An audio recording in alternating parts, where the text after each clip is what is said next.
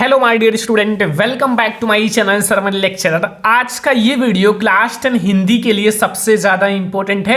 22 फरवरी को आप लोगों का हिंदी का पेपर है और आज हम लोग ऐसे क्वेश्चंस देखेंगे जो बोर्ड एग्जाम में 100% आएगा। ठीक है, ये क्वेश्चंस आपको तैयार ही कर लेने हैं अगर बोर्ड एग्जाम में आपको हिंदी में टॉपर बनना है। ठीक है, इसमें हम लोग एक टॉपिक नहीं देखेंगे, हम लोग सारे टॉपिक्स एक ही वीडियो में देखेंगे। मतलब आपका जो पूरा पेपर है वो आज के इस वीडियो में क्या होगा, खत्म हो जाएगा। इससे पहले मैंने आप लोगों को ऑब्जेक्टिव क्वेश्चन पढ़ा दिया था। ऑब्जेक्टिव क्वेश्चन की वीडियो ऑलरेडी मैं दे चुका हूं। अब बहुत सारे स्टूडेंट कमेंट कर रहे थे सर ऑब्जेक्टिव क्वेश्चन तो आपने पढ़ा दिया, अब जो आप वो पढ़ाओ जो बचे हैं। ठीक है, तो इस वीडियो में हम लोग जितने भी आपके महत्वपूर्ण गद्यांश है क्लास 10 हिंदी का, पद्यांश है, संस्कृत के गद्यांश है, पद्यांश है, जीवन परिचय, निबंध, पत्र लेखन, सारे टॉपिक्स को सिर्फ एक ही वीडियो में देखेंगे। इस वीडियो को ज्यादा से ज्यादा लाइक करना, शेयर करना और चैनल पर नए आए हो तो सब्सक्राइब भी कर लेना, क्योंकि आप लोगों को क्लास 10 की हर एक सब्जेक्ट की तैयारी कराई जाएगी इस चैनल पर। ठीक है, तो जल्दी से सब्सक्राइब कर लो क्लास 10 में अगर आपको टॉपर बनना है तो। ठीक है, हर एक इंपॉर्टेंट क्वेश्चन कराया जाएगा, हर एक क्वेश्चन कराया जाएगा, सब कुछ।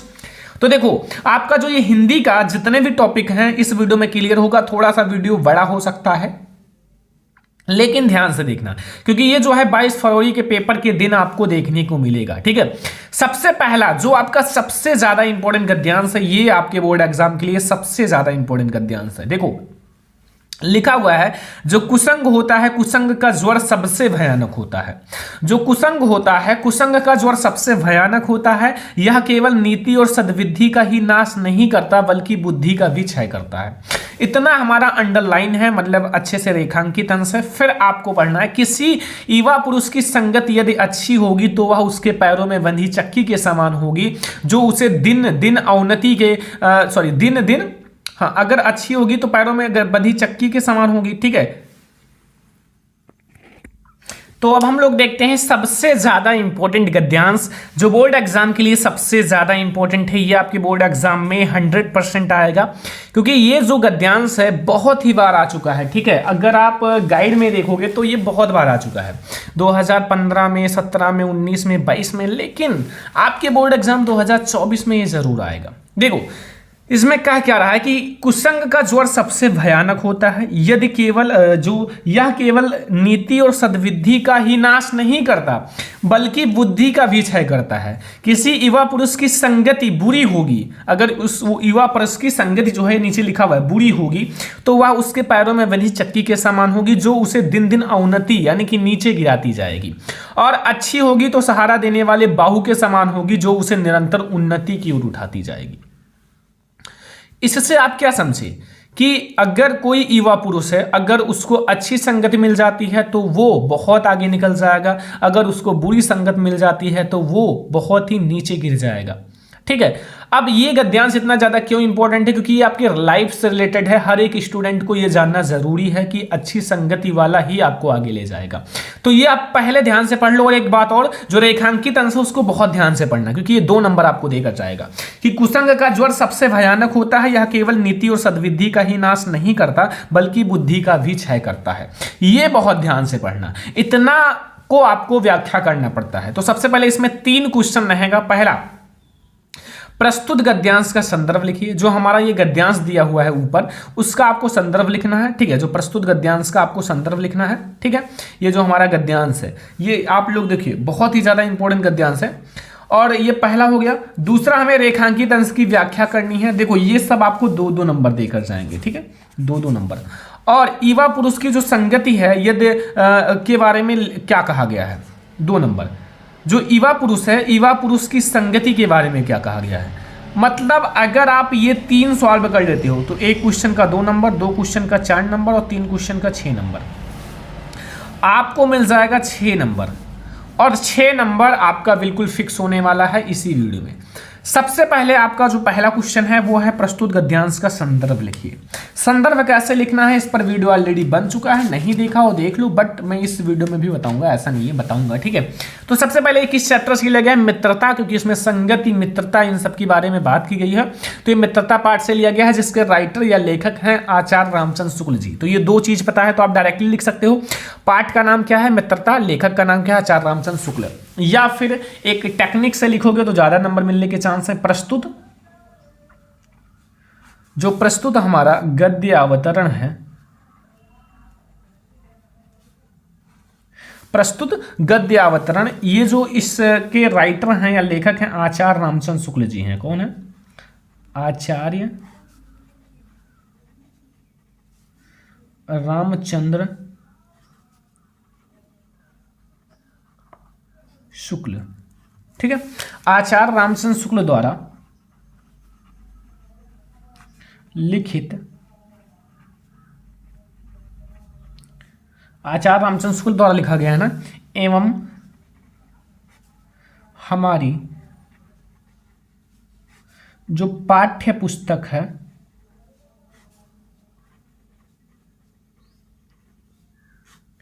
पाठ्य पुस्तक, अब ये हिंदी है ना तो हिंदी लिख दूं,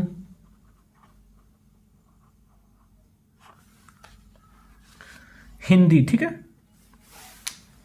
अब हिंदी जो है, ठीक है, हिंदी के गद्य खंड, ये गद्य खंड है, देखो एक गद्य खंड होता है, एक पद्य खंड, पद्य खंड को काव्य खंड भी कहा जाता है, ठीक है। गद्य खंड में संकलित, अब इस जो चैप्टर का नाम है वो है मित्रता, तो ऐसे लिख देना मित्रता, मित्रता नामक पाठ से लिया गया है।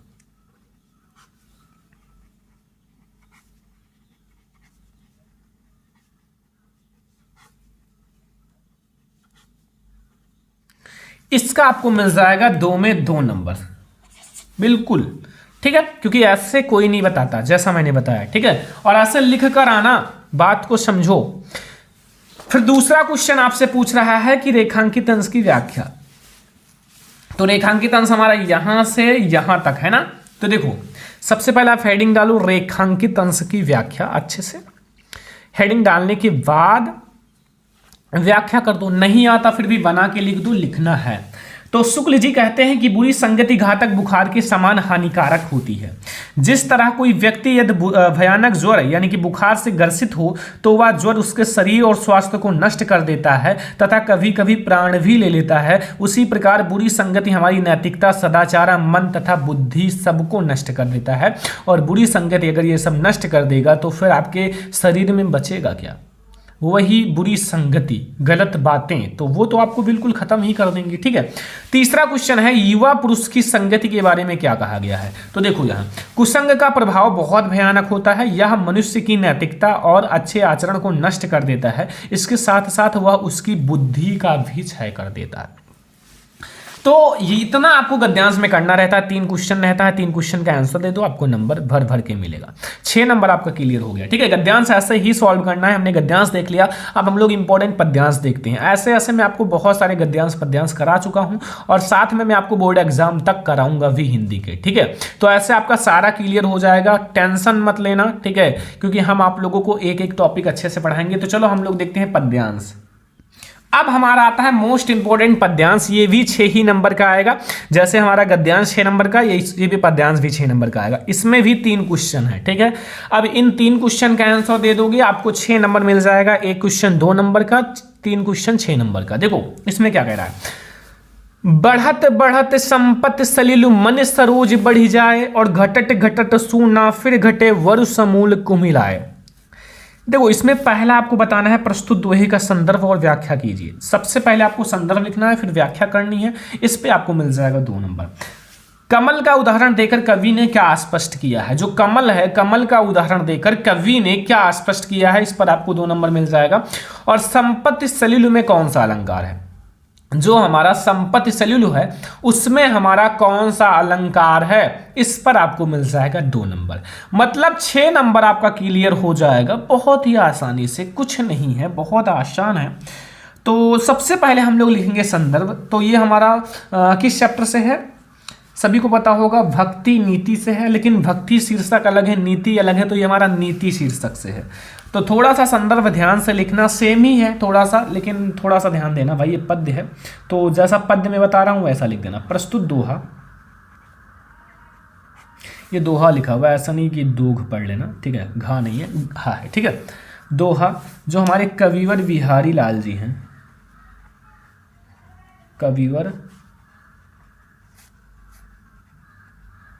बिहारी लाल, कविवर बिहारी लाल, ठीक है, द्वारा रचित, कविवर बिहारी लाल द्वारा रचित।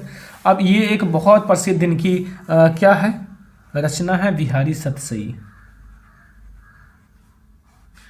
जो चीज़ बहुत ज़्यादा हाईलाइट है, फेमस है, उसको आप ब्लैक से लिखना, बहुत अच्छा मार्क्स मिलेगा, याद रखना। से हमारी पाठ्य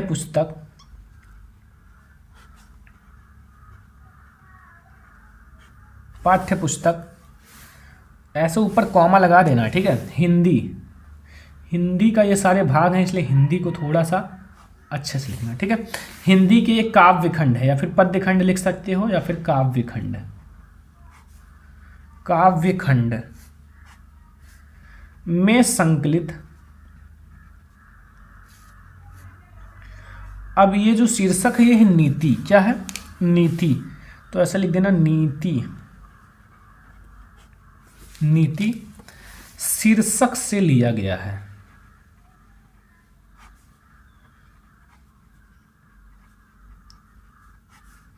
या उद्गृत है, कुछ भी लिख सकते हो बस। इस पर आपको मिलेगा 2 नंबर। ऐसे आपको संदर्भ लिखना है माय डियर स्टूडेंट, जो बहुत ही ज्यादा इंपॉर्टेंट है संदर्भ। तो ये हमारा हो गया संदर्भ। अब हमारा दूसरा है व्याख्या। बढ़त बढ़त संपत्ति सैल्यूल, देखो लिखा क्या था, बढ़त बढ़त संपत्ति सैल्यूल मन सरोज बढ़ जाए, और घटट घटट सूना फिर घटे वर समूल को मिलाए। इसका व्याख्या कैसे करोगे? देखो व्याख्या आसान होता है, थोड़ा सा जब आप उसको पढ़ोगे ना, दिल लगा के पढ़ोगे, तो आपको थोड़ा सा समझ में आएगा कहना क्या चाहता है। थोड़ा सा अगर आप पर्यायवाची पढ़े होंगे तो जान जाओगे सरोज का मतलब क्या होता है, ठीक है, सब कुछ जान जाओगे।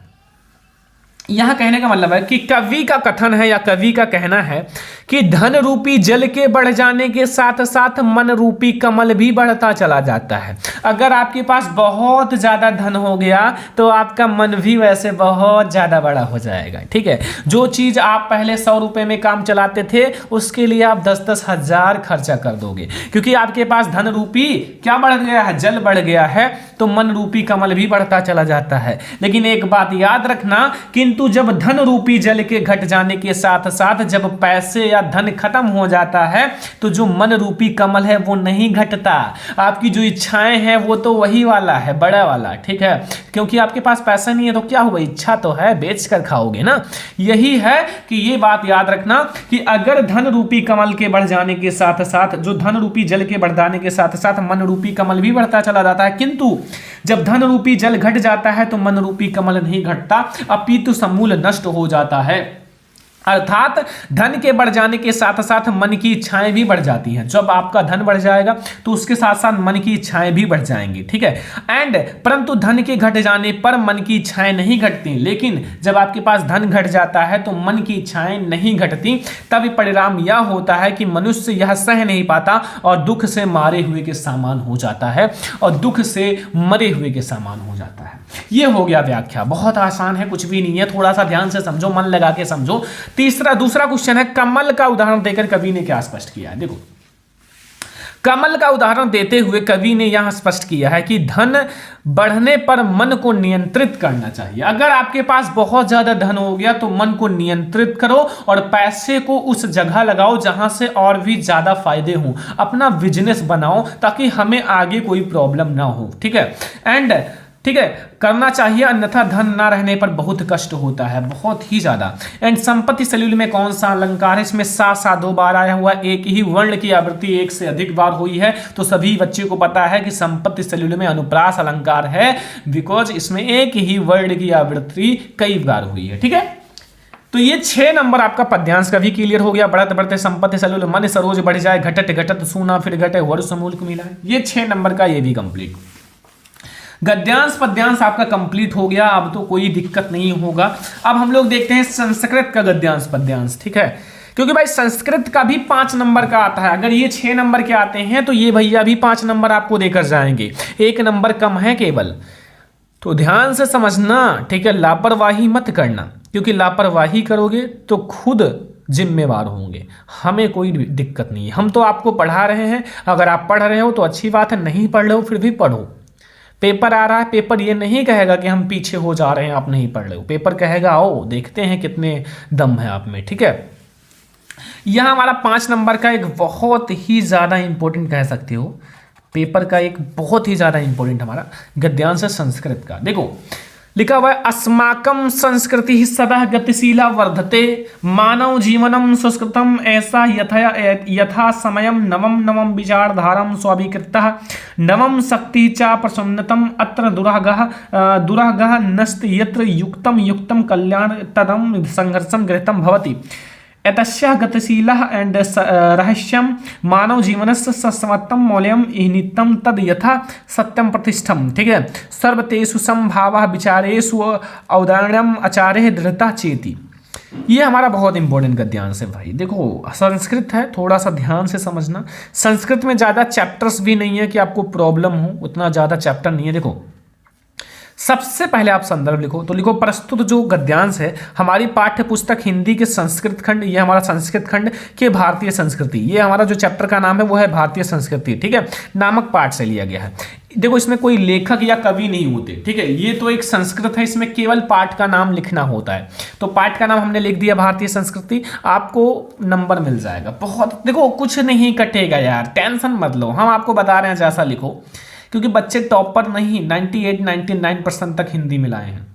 ठीक है, मैंने बता भी रखा है कि आपको कॉपी कैसे लिखनी है, हिंदी की कॉपी कैसे लिखनी है, सब कुछ मैंने बता रखा है। नहीं जानते वीडियो देखो, क्या कर रहे हो, बहुत ज़्यादा आसान है। ठीक है, प्रसंग देखो, प्रस्तुत गद्यांश में जो भारतीय संस्कृति की गतिशीलता और उसके लचीलेपन के बारे में बताया गया है कि भाई वो कैसा है, उसका लचीलापन कैसा है, बहुत ही ज़्यादा अच्छा है, कैसा है, सब कुछ बताया गया है। तो ये हो गया प्रसंग। अनुवाद समझो, हमारी संस्कृति सदा गतिशील रही है। गतिशील का मतलब हमेशा चलती रहती है, कहीं नए विचारधारा कहीं पुरानी विचारधारा, सब कुछ आते जाते रहते हैं। तो हमारी संस्कृति जो है वह सदा गतिशील रही है। मानव जीवन को शुद्ध करने के लिए यह समयानुसार नई नई विचारधारा को स्वीकार कर लेती है। अब मानव जीवन है उसको शुद्ध करने के लिए समय समय पर नई नई विचारधारा को स्वीकार कर लेती है और नई शक्ति को प्राप्त करती है। और ये जो है नई नई शक्ति को प्राप्त करती है, इसमें दुरागाह नहीं है, इसमें जो है दुर्गाह नहीं है, जो युक्त संगम और कल्याण करने वाला है। ठीक है, वह इसमें हर्ष सहित ग्रहण किया जाता है। इसकी गतिशीलता का रहस्य मानव जीवनम को सदा रहने वाले मूल्यों में स्थित है, जैसे कि सत्य का सम्मान, सभी प्राणियों के प्रति सम्मान, ठीक है, भाव विचारों में उदारता और आचरण में दृढ़ता। ठीक है भाई, भारतीय संस्कृति चैप्टर आपको कुछ ना कुछ बहुत अच्छा सिखाती है, आपके संस्कृति के बारे में, आपके कुछ पुराने कल्चर के बारे में जो जानना जरूरी है। कुछ ऐसे पुराने कल्चर पहले थे जो बहुत ज़्यादा अच्छे थे। ठीक है, अब कुछ मॉडर्न जो बॉयज़ हैं, गर्ल्स हैं, वो उसे अप्लाई नहीं करते हैं। ठीक है, तो वो सब अप्लाई करो, क्योंकि भाई पुराने कल्चर इज़ बेस्ट। भले ही आप नए कल्चर में हो बट उसको अप्लाई करो, आप उसको भाई जैसा अपने अकॉर्डिंग अप्लाई करो। ठीक है, ठीक है, तो ये सब बड़े लोगों का मतलब, अगर आप नमस्ते नहीं कर पाते हो तो गुड मॉर्निंग बोल दो। ठीक है, क्योंकि वो आपसे बड़े हैं और आपके लिए सम्मानदायक हैं। ठीक है, तो ऐसे आप पुरानी कल्चर को अपने अकॉर्डिंग बना लो, बट हाँ उसको अप्लाई करो लाइफ में, बहुत खुशी होगा आपको। पद्यांश भी बच्चों 6 मार्क्स 5 नंबर का, सॉरी 5 ही नंबर का आता है, तो 5 नंबर ये भी क्लियर करना है ज़रूरी, बहुत ज़्यादा। तो देखो ये मैंने एक बहुत ज़्यादा इंपॉर्टेंट पद्यांश लिया है बोर्ड एग्जाम के लिए। ठीक है, लिखा हुआ है, सर्वे भवन्तु सुखिनः सर्वे सन्तु निरामया सर्वे भद्रान् पश्यन्तु माँ कसीजा दुर्भागा भवेत्। यानी कि कहने का मतलब होता है सर्वे भवन्तु सुखिनः सर्वे सन्तु निरामया सर्वे भद्राणि पश्यन्तु माँ कशीदा दुर्भागा भवेत्। देखो सबसे पहले संदर्भ लिखना पड़ेगा। प्रस्तुत श्लोक हमारी पाठ्यपुस्तक हिंदी के संस्कृत खंड के भारतीय संस्कृति पाठ से ये भी लिया गया है। मैं बता रहा हूँ कि भारतीय संस्कृति चैप्टर इंपॉर्टेंट है, ठीक है। बस प्रसंग है, प्रस्तुत श्लोक में भारतीयों की मूल भावना पर प्रकाश डाला गया है। देखो अनुवाद। सर्वे भवन्तु सुखिनः का मतलब होता है सभी सुखी हों, सभी रोग रहित हों, सबका कल्याण को देखें अर्थात सभी का कल्याण हो, कोई भी दुखी ना हो अर्थात कोई भी दुख का भागी ना हो। ये हमारा हो गया भैया जो हमारा पद्यांश है। संदर्भ प्रसंग व्याख्या हो गया ना पद्यांश का भी। हमने गद्यांश संस्कृत का इंपॉर्टेंट जो गद्यांश है उसका भी देखा, पद्यांश का भी। यहां से आपके बहुत सारे क्वेश्चंस क्लियर हो गए, कोई दिक्कत नहीं है। अब हमें एक क्वेश्चन और है जो बहुत सारे स्टूडेंट हमें बताते हैं सर हमें संस्कृत का प्रश्न उत्तर समझ नहीं आता। तो ये लो जितना प्रश्न उत्तर है मैंने ले आया है एक ही वीडियो में, मतलब इसी छोटी सी पार्ट्स में। देखो सबसे पहला वाराणसी नगरी कैसा संगम स्थली है? तो वाराणसी नगरी विविध धर्मान संगम स्थली, ठीक है। वाराणसी नगरी किस धर्मों का संगम स्थली है? सभी विविध बहुत प्रकार के धर्मों का संगम स्थली है। कुत्र मरणम मंगलम भवति? वाराणसी मरणम मंगलम भवति। सुण्यस किम मुख्यादि अस्ति? तो जनः सुण्यस सह तौलन्ति इत सुण्य मुख्याद अस्ति। बीरा केन पूज्यते? जितने हैं बहुत इंपॉर्टेंट है। बीरा बीरेण पूज्यते। अलछेन्द्रा का आसीत? अलछेन्द्रा यमन राजा आसीत। पुरुराजा केन सह युद्धम? पुरुराजा अलछेन्द्रा सह युद्धम आकरोत। पदेन विना किम दूर यति? पदेन विना पत्रम दूरम यति। बिना पैर के कौन दूर तक जा सकता है? पत्र। ज्ञानम कुत्र संभवत? ज्ञानम सर्वत्र संभवत। ज्ञान से सब कुछ संभव है, ठीक है। अगला ग्रामीणा का उपासक? ग्रामीणा एक नागरिका उपासक, ठीक है। एंड चंद्रशेखरा का आसीत? चंद्रशेखरा प्रसिद्ध क्रांतिकारी देशभक्ता आसीत। चंद्रशेखरा स्वानाम किम अकथत? चंद्रशेखरा स्वानाम आजादा इति अकथत। पुरुराजा का आसीत? पुरुराजा एक भारत वीरा आसीत। देनेन या दानेन किम वर्धते? दानेन कीर्ति वर्धते। विद्या केन वर्धते? विद्या अभ्यासेन वर्धते। विद्या कैसे बढ़ती है? विद्या अभ्यास से बढ़ती है। इंदु दर्शनेन कहाँ वर्धते? इंदु दर्शनेन समुद्र वर्धते। तो बस ये 15 आप संस्कृत के इंपॉर्टेंट गद्यांश प्रश्न उत्तर तैयार कर लो, बहुत है, इससे बाहर नहीं आएगा। 15 तैयार करो फटाक से, ये टेंशन खत्म करो, माइंड से आप अपना 2 नंबर क्लियर कर लो, ठीक है। तो हिंदी के ये हमारे इंपॉर्टेंट संस्कृत के हो गए। अब हम लोग आगे बढ़ते हैं। अब हम लोग जीवन परिचय देखते हैं, जैसा बोर्ड एग्जाम में लिखना है सब कुछ। देखो सबसे पहले हम लोग जयशंकर प्रसाद का सारे का जीवन परिचय देखेंगे जितने इंपॉर्टेंट है। सबसे पहले जयशंकर प्रसाद का शुरू करेंगे। सबसे पहले जयशंकर प्रसाद, ध्यान से देखना, अच्छे से देखना, नोट कर लेना, जैसा लिखना है बोर्ड एग्जाम में वैसे बता रहा हूं। बोर्ड एग्जाम की कॉपी भी है, एक तरफ अंडरलाइन करना है, अच्छे से लिखो। जयशंकर प्रसाद। जयशंकर प्रसाद का जन्म काशी में सुंघनी साहू नाम से प्रचलित वैश्य परिवार में सन 1889 ईस्वी में हुआ था। इनके पिता का नाम देवी प्रसाद था। 2 ब्लैक से लिखा हुआ है, जो ब्लैक से लिखा उसे ब्लैक से हाईलाइट कर देना, ठीक है। इनके पिता का जो मुख्य व्यापार था वो तंबाकू का था। इनके पिता का जो मेन व्यापार था, मेन बिजनेस था, वो तंबाकू का था। इनके युवा अवस्था में इनके पिता का स्वर्गवास हो गया। जब ये युवा अवस्था में थे, मतलब जवान में, तब इनके पिता का स्वर्गवास हो गया। उनके 4 वर्ष बाद उनकी माता का भी देहांत हो गया। इसलिए प्रसाद जी की शिक्षा तथा पालन पोषण इनके बड़े भाई शंभू रत्न जी ने किया, ठीक है। और प्रसाद जी ने हिंदी, उर्दू एंड फारसी, संस्कृत, अंग्रेजी शिक्षा घर पर ही प्राप्त किया। इनके बड़े भाई की मृत्यु हो जाने के कारण, देखो पहले इनके पिता का मृत्यु हुआ, फिर इनके मम्मी का, फिर इनके बड़े भाई का भी मृत्यु हो गया। तो इनके बड़े भाई तंबाकू का कार्य संभालते थे। इनके जब पिताजी का देहांत हो गया तो इनके बड़े भाई देखते थे। अब भाई इनकी मृत्यु के कारण तंबाकू का व्यापार ठप हो गया। इनका जो बिजनेस था वो ठप हो गया, बेकार हो गया, तथा इनका परिवार ऋणग्रस्त हो गया। और इनका जो परिवार है ऋण यानी कि बोझ से दब गया, ऋण की बोझ से, कर्ज से। ऋण चुकाने के लिए इन्होंने अपनी पैतृक संपत्ति बेच दी। उस ऋण को चुकाने के लिए इन्होंने अपनी जो पुरानी संपत्ति थी सब कुछ बेच दिया। प्रसाद जी अनेक विपरीत परिस्थितियों का सामना करना पड़ा। प्रसाद जी भी क्षय रोग के शिकार हो गए तथा रंज के द्वारा इनका शरीर दुर्बल हो गया और काशी में सन 1937 में इनका स्वर्गवास हो गया, ठीक है।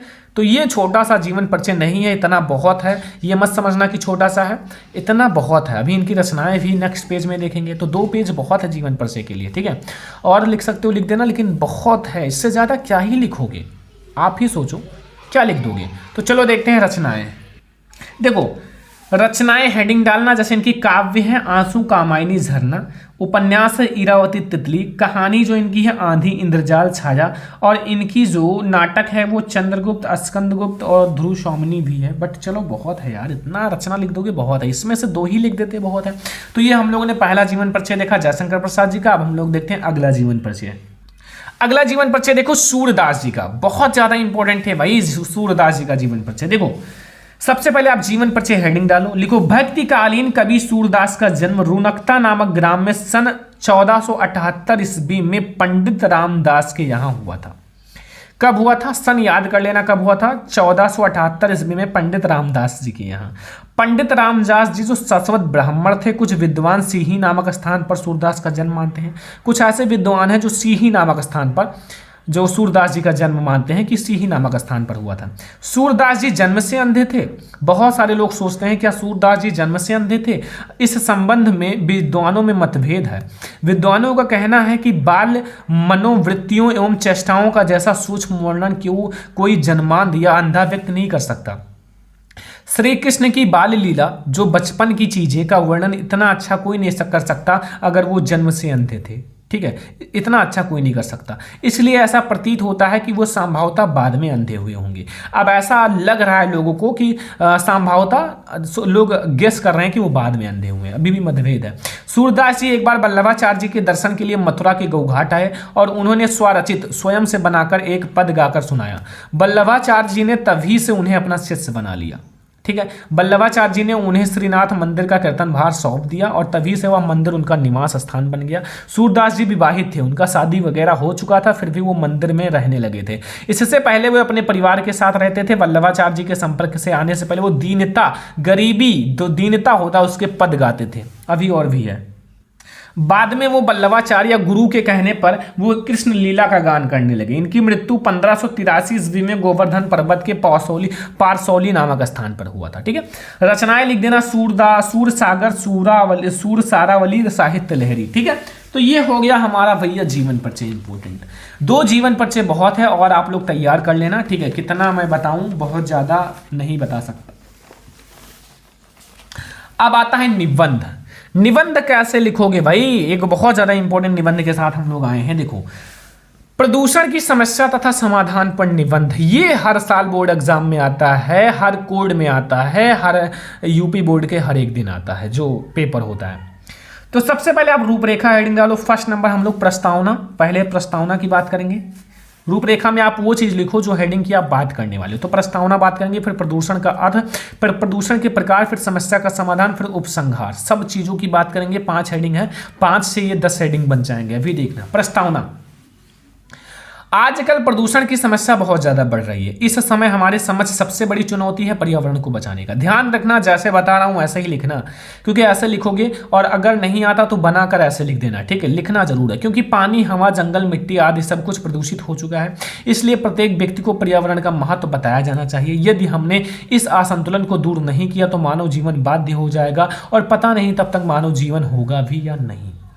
ठीक है, तो ये हमारा हो गया बच्चों प्रस्तावना। अब हम लोग देखते हैं बच्चों अर्थ, जो प्रस्तावना का अर्थ। तो संतुलित वातावरण में ही जीवन का विकास संभव है। पर्यावरण का निर्माण प्रकृति के द्वारा किया गया है और बढ़ती जनसंख्या पर्यावरण के संतुलन को बिगाड़ कर दूषित कर रही है। जो ये बढ़ती हुई असाधारण जनसंख्या है, या पर्यावरण को और भी ज्यादा प्रदूषित कर रही है। ठीक है, तो ये हो गया प्रदूषण का अर्थ। अगला हेडिंग देखो, थोड़ा सा और अर्थ में समझ लो। इस प्रकार वातावरण को प्रदूषित करने वाले को प्रदूषण कहते हैं और जनसंख्या की असाधारण वृद्धि और औद्योगिक प्रगति ने प्रदूषण की समस्या को जन्म दिया है। इससे मानव जीवन संकट में हो गया है। प्रदूषण के अर्थ, आज के वातावरण में प्रदूषण इन रूप में पाया जाता है। पहला, वायु प्रदूषण। वायु प्रदूषण का अनिवार्य स्रोत है। प्रत्येक प्राणी को स्वस्थ रूप से जीने के लिए शुद्ध वायु अर्थात ऑक्सीजन की आवश्यकता होती है। आजकल वायुमंडल में ऑक्सीजन की संतुलन बिगड़ रहा है और वायु अनेक हानिकारक गैसों से प्रदूषित हो चुकी है। जल प्रदूषण है। जल को ही जीवन कहा जाता है और आजकल इतना प्रदूषण बढ़ रहा है कि जल भी प्रदूषित हो रहा है। उससे भयानक बीमारियां होती हैं जिससे लोगों का जीवन खतरे में है। ये सब प्रकार है। मैंने बताया था ना कि मैंने 5 हेडिंग बताया था, वो 10 हेडिंग बन जाएंगे। ये सब एक हेडिंग तो है, प्रकार हो गया 2 और भी प्रकार हैं। देखो आगे, अगला देखो ध्वनि प्रदूषण, जो ध्वनि प्रदूषण होता है, ध्वनि प्रदूषण भी आज की नई समस्या है। मोटर, कार, ट्रैक्टर, जेट, विमान, कारखाना आदि में ध्वनि प्रदूषण होता है। ठीक है। रासायनिक प्रदूषण देखो, द्रव्यों के अलावा रोगनाशक, कीटनाशक दवा से और स्वास्थ्य के पर प्रतिकूल प्रभाव पड़ता है। जो ये दवा दिया जाता है ना खेतों में। समस्या का समाधान कैसे करोगे? वातावरण को प्रदूषण से बचाने के लिए वृक्षारोपण, जो वृक्ष को लगाना सबसे अच्छा उपाय है। दूसरी ओर वृक्ष के कटाव पर रोक लगाई जानी चाहिए। बढ़ती हुई जनसंख्या और औद्योगिकरण विश्व के सम्मुख प्रदूषण की नई समस्या को जन्म दिया है। आजकल वायु प्रदूषण, जल प्रदूषण और ध्वनि प्रदूषण, रासायनिक प्रदूषण सब कुछ कम करो। उसके समाप्त होने पर उसको समाप्त करने का प्रयास करो ताकि प्रदूषण कम हो सके। ये हो गया हमारा प्रदूषण का अर्थ। अब हम लोग देखेंगे उपसंहार। उपसंहार कैसे लिखोगे? लास्ट हेडिंग, जो कि हमारा निबंध का उपसंहार होता है। पहला प्रस्तावना, लास्ट उपसंहार होता है। उपसंहार में लिखना है, प्रसन्नता की बात यह है कि भारत सरकार प्रदूषण की समस्या के प्रति जागरूक है। उसने सन 1974 ईस्वी में जल का निवारण अधिनियम लागू किया था। वृक्ष को काटने पर कठोर नियम बनाए गए हैं और सभी लोगों को वृक्षारोपण यानी कि वृक्ष लगाने के लिए प्रोत्साहित किया जाए। और न्यायालय द्वारा प्रदूषण फैलाने वाले उद्योग को महानगरों से बाहर ले जाने का आदेश दिया जाए। यह संकल्प लें कि जीवन में कोई अच्छा अवसर, शुभ अवसर आने पर एक वृक्ष जरूर लगाएं। बस अब आपको इतना आपको निबंध में लिखना है और मैंने एक इंपॉर्टेंट निबंध भी करा दिया। अब इससे ज़्यादा क्या ही, अब तो बहुत हो गया। ठीक है, इससे ज़्यादा कुछ नहीं आएगा बोर्ड एग्जाम में। ध्यान रखना, जो जो मैंने आपको बता दिया बस उतना तैयार कर लो, बहुत है। ठीक है, तो इसमें मैंने आपको सभी इंपॉर्टेंट गद्यांश, पद्यांश, संस्कृत गद्यांश, पद्यांश, जीवन परिचय, संस्कृत के प्रश्न उत्तर एंड निबंध, और एक टॉपिक छोटा सा और हम लोग देख लेते हैं जो कि है भैया पत्र लेखन। पत्र लेखन, पत्र लेखन के लिए पहला टॉपिक आप तैयार कर लो सफाई पर, अपने तरफ जो सफाई है। ठीक है, दूसरा आप तैयार कर लो बिजली समस्या पर। मैं तैयार करा दूंगा, अभी मैं आपको बता देता हूँ बिजली समस्या पर। और तीसरा आप लोग तैयार कर लो रेलवे। रेलवे में मान लो रेलवे पर आपको अभद्र व्यवहार किया गया, टिकट ना मिले, इन सब पर। ठीक है, तो ये तीन बहुत ज़्यादा इंपॉर्टेंट है पत्र लेखन। ठीक है, तो आज का ये वीडियो बहुत ज़्यादा इंपॉर्टेंट है। ज़्यादा से ज़्यादा लाइक करना, शेयर करना, चैनल पर नया तो सब्सक्राइब कर लेना। और ऐसे ही और भी वीडियो आपको दी जाएगी। ऑब्जेक्टिव क्वेश्चन की वीडियो ऑलरेडी बन चुकी है, देखो फटाफट से लाइक करो, शेयर करो। चलो फिर मिलते हैं नेक्स्ट इंपॉर्टेंट वीडियो में, तब तक के लिए थैंक यू।